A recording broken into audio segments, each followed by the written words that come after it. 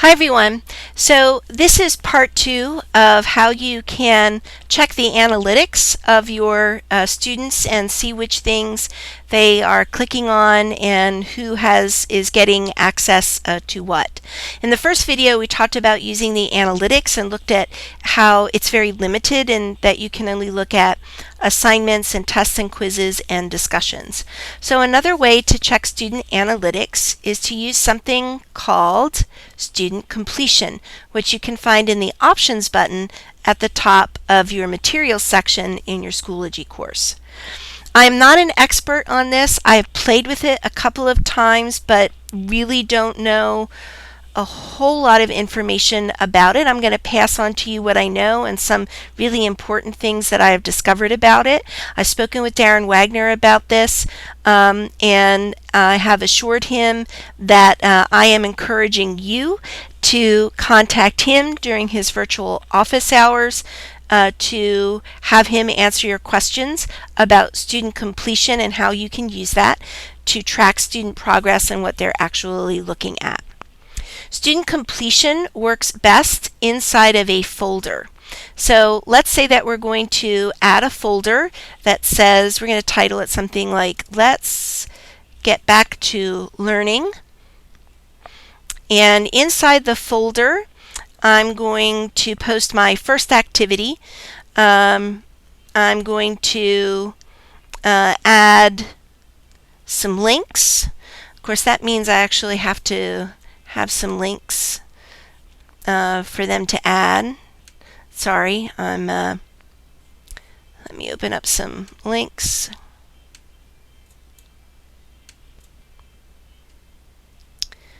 And we're going to let's go back to add a link.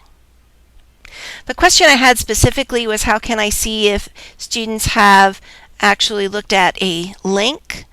And the only way you can do that is if you use these student completion rules.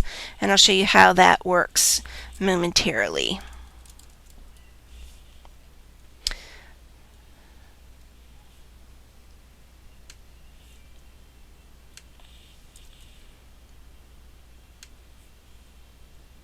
So right now I'm just adding links in here. I'm going to add 2. I'm going to add 3, I think.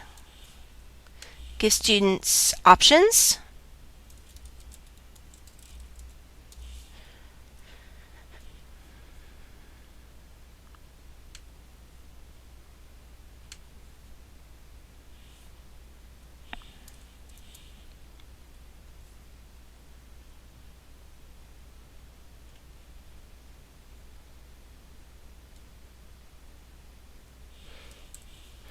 Title this one Roman Mythology. Now, the most important thing to understand about using completion rules is that before you even think about turning the completion rules on, you want to make sure that you have everything in your folder that you want students to look at in the folder before you set it up for completion rules. And then once the completion rules are on, do not go back and add and delete things because it messes with the completion rules. I'm a huge advocate of, after you give them something to look at, to give them something to do. It doesn't have to be anything that we're grading because we're not grading right now, but give them something to do. What did you learn? This is a discussion. I'm going to ask them to, let's see, something like this. After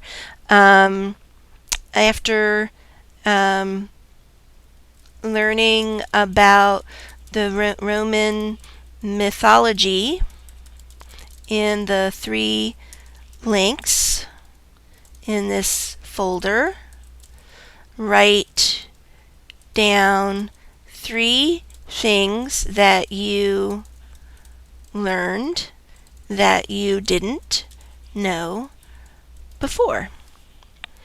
I'll probably put a due date on it just because it helps the kids to see that, we want you to try to get online and do something every day. So when they open it up, they can see that there are things there for them to do. So I'm marking this Monday, and I don't want the students to see what everybody else is saying. I want them to actually get in and look at the links. Um, and so I'm going to click the little icon with the scholar on it so that they have to post before they can see what other people post. And we are not doing grading, so we're not going to align grading. And I'm going to say create. So these are the 3 things that I'm going to put in the folder, and this is my little 15-minute activity.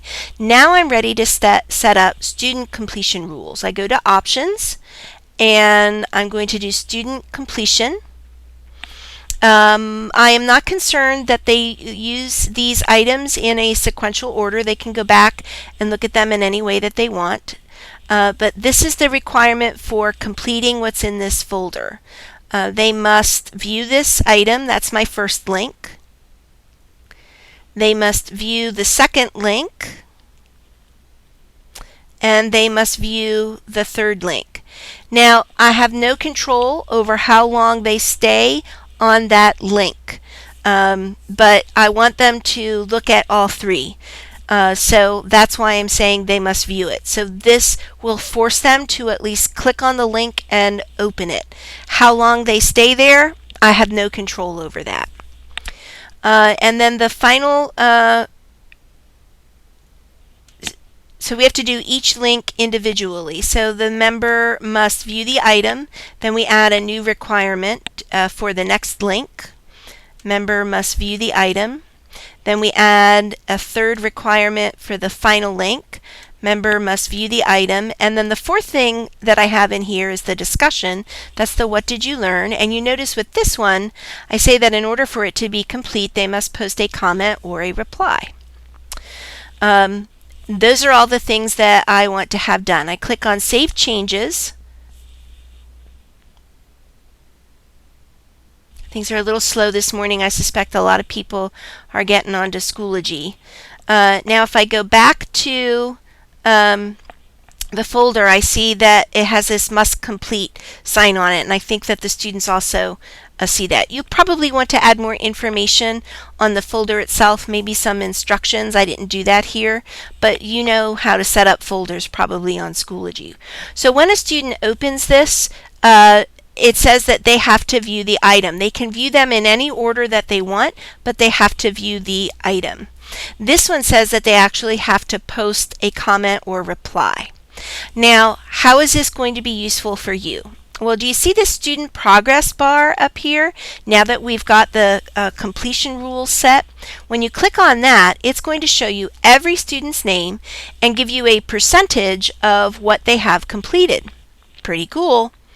So if they have clicked on all 3 of these links but haven't done this, you'll probably see that they're 75% complete because they haven't done this, and they can't get 100% until they do this. If they click on this and leave a don't leave a comment or a reply, it's not marked as complete. This will only be marked as complete if they leave a comment or a reply. So this is another way to set up your materials in folders on your Schoology page to sort of keep track of what students are doing and giving them a little more guidance and a little more structure. And then it also helps you to check their progress. If you want to know more about this, please contact Darren Wagner during his virtual hours.